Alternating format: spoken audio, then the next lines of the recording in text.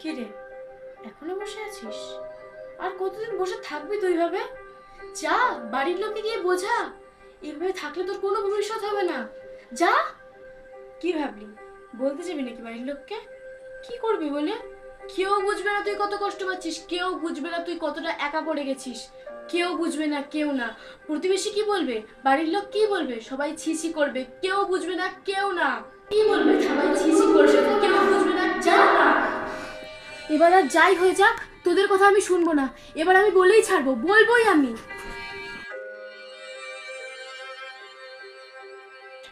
কিরে কিছু বলবি? বলে তাড়াতাড়ি বল, আমার কাজ আছে অনেক।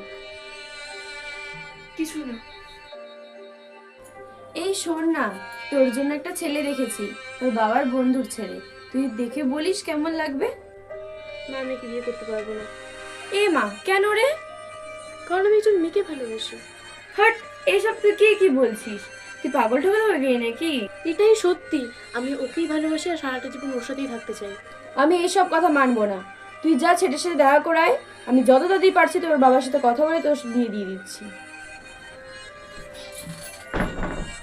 দরজাটা খোল, এমন করে না, দরজাটা খোল রে।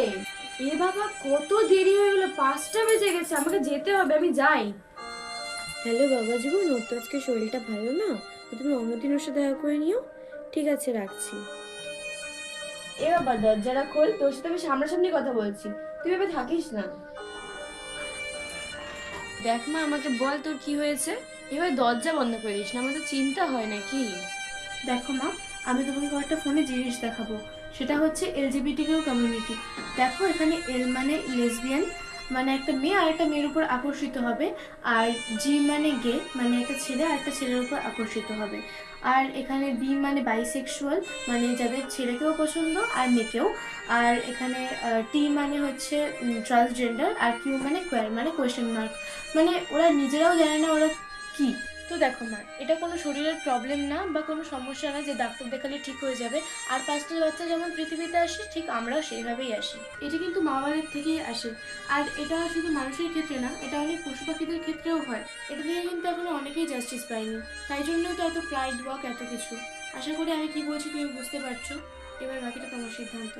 আমি সব বুঝতে পারলাম বাবা, আজকের থেকে আমাকে তুই ক্ষমা করে দিস। তোর যা ইচ্ছা তুই সেটাই করিস, আমরা তোকে আর কিছু বলবো না।